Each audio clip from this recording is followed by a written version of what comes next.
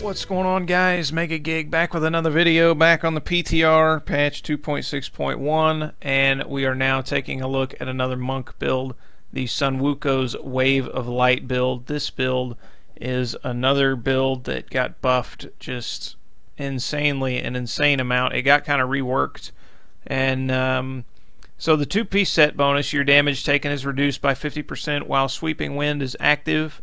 You do have to activate this itself to take advantage of your belt, the Karoshiro's Soul. Sweeping Wind gains a stack every 2 seconds. It doesn't deal damage. You do have to actually activate that before it'll start gaining those stacks. But while that is active, you take 50% reduced damage. And then the 4-piece set, every second Sweeping Wind spawns a decoy next to the last enemy you hit that taunts nearby enemies and explodes for 1000% of your weapon damage for each stack of Sweeping Wind you have. And we're going to be having 10 stacks of Sweeping Wind in this build from our Vengeful Wind, so that is 10,000% weapon damage. I guess, right? That's how I read it. Explodes for 1000% weapon damage for each stack of Sweeping Wind you have. Yeah, and we're going to be pegged at 10, so it's 10,000. And then the 6-piece set bonus, Lashing Tail Kick, Tempest Rush, and Wave of Light, which is one we're going to be using, have their damage increased by 600% for each stack of Sweeping Wind you have. So again, 6,000%. Now there was the previous version of this build did not use the Vengeful Wind, and instead used the Crystal Fist to reduce your damage taken after you used Dashing Strike. We're no longer using Dashing, or we're using Dashing Strike, but we're no longer using Crystal Fist.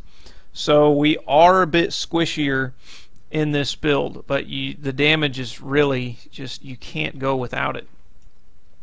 Now this isn't a full build video. This is just going over the changes, mainly like all my other recent videos on the PTR.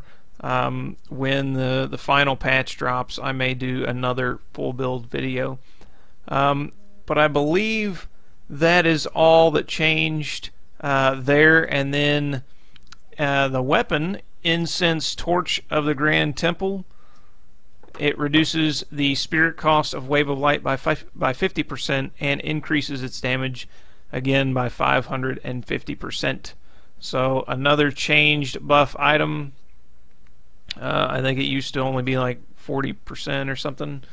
But yeah, actually I have the patch notes here, but I don't have it to the right spot. Yeah, it was 40%, and then or no, it was reduced spirit cost 450, 500%. It doesn't say what the original was on there, but there we go. And then we're also using Cinder Coat to reduce our spirit consumption, because this is a very, very spirit heavy build. You could swap this out for something that's going to give you toughness if you're really looking for more toughness. Maybe Boots of Disregard, or the Aquila Cuirass, but you're not going to be at max spirit all the time.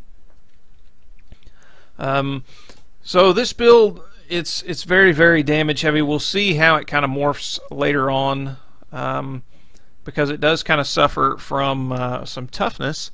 I did do an 85 in only 9 minutes and 34 seconds, which is pretty fast, but I died I think 5-6 times. So if I was still able to do it that fast and dying, it just shows that this build is pumping out major damage, but it could use some toughness somewhere or another. But those are the main changes. I don't believe Kiroshiro's blade was changed, was it? No. No. Maybe it'll get changed eventually. But yeah, that's pretty much all the changes to the build. The set was kind of reworked. The bracers, I don't think those have been changed either. Yeah, those haven't been changed either. So Yeah, so the set change, and then the Torch of the Grand Temple change, and this build is just funny in a T13. You just cast Wave of Light once and everything dies. We're going to run an 80. I don't want to really struggle through an 85 and die a lot, but you'll kind of see how much damage it does on an 80. And if you guys play this build as a main, let me know what you guys do for toughness, or do you just stick it out for I don't know, stick it out. Oh, we do need to activate those, and then once our Sweeping Wind stacks get up, then we'll start doing damage. There we go. And then yeah, you just try and keep distance, because we are using Zeal's Stone of Vengeance, and so we're going to do more damage the further away we are from an enemy. Again, if you want a full build guide to this video, or to this build, I do have one from a few months back, maybe not too long ago. I don't remember how long it was. This video is just going over the changes, showing how the damage, the damage buffs and whatnot. And you can see just pretty much mutilate anything and everything.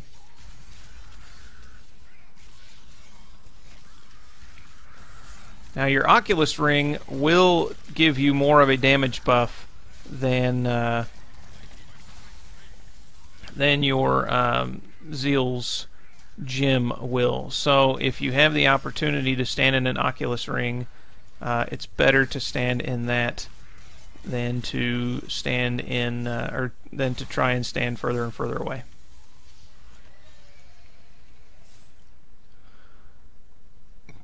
So as long as our Sweeping Wind isn't doing damage, it is staying pegged at the 10 stacks.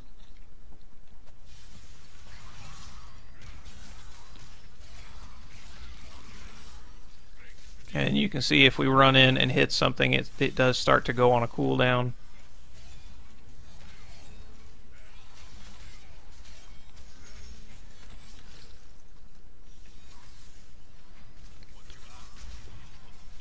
Of course, we'll save our Epiphany for elite packs. And it looks like we're going the wrong way. Of course.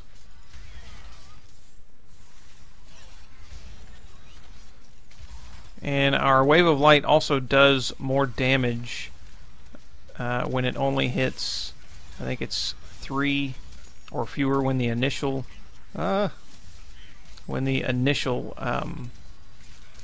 impact hits 3 or fewer. So the part that drops down right in the center. It is important to note that the part that's right in the center, if it hits 3 or fewer from our bracers, it does 146 increased damage, 146% increased damage. And if the initial impact, which is right in the middle, does that, then all the bursts, all the, whatever they are, I guess they're just bursts of energy, will also do that enhanced damage.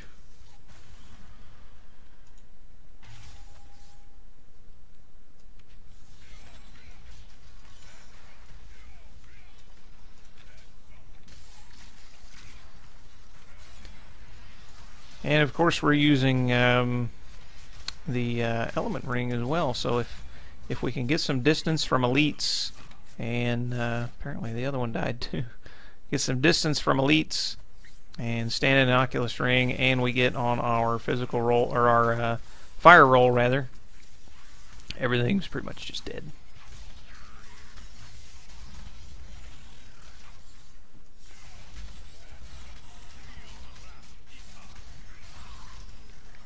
Generally with trash, now once you get really pushing on the edge, you'll still want to try and keep distance the best you can.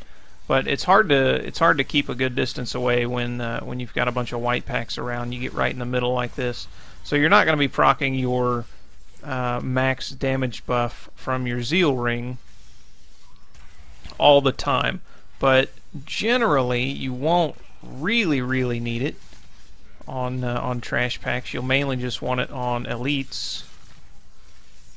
Get it when you can.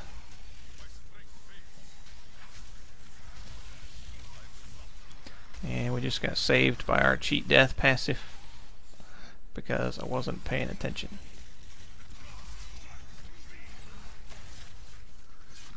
Yeah, you want to pop Epiphany whenever you get to elites because that gives you spirit regeneration, and we're using the Desert Shroud rune, so it does decrease our damage taken.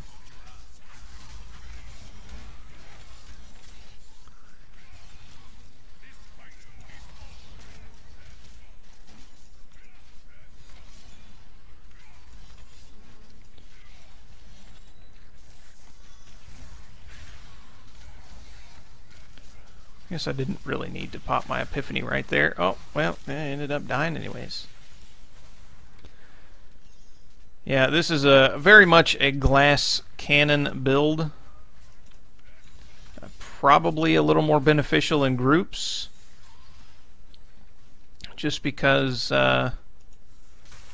you'll have more enemies or more friends to kind of watch your back.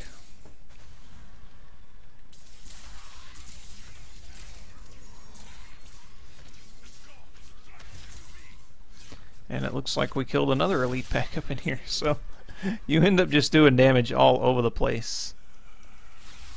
Whoa. And we'll go ahead and pop our Epiphany. And now that we're on our fire roll, you can see we just chunk them away. So I'd like to figure out where I could add some toughness into this. Ooh. I suppose you could...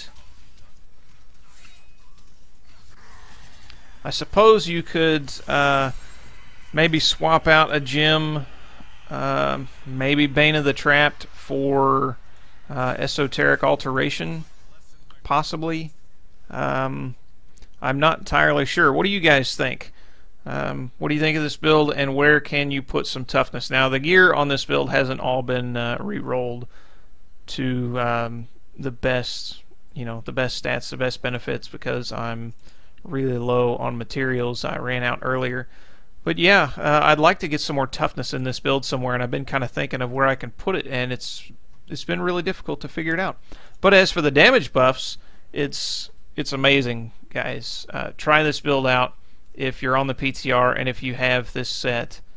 Throw this stuff together and give it a whirl, especially on T13. It's just a blast. Literally, you just run through, poop, and even elites are dead. So, thanks guys for watching. I hope you enjoyed the video. If you did, leave a like and a comment down below, and subscribe if you want to see more. Thanks guys for watching, and more good stuff to come. Take care.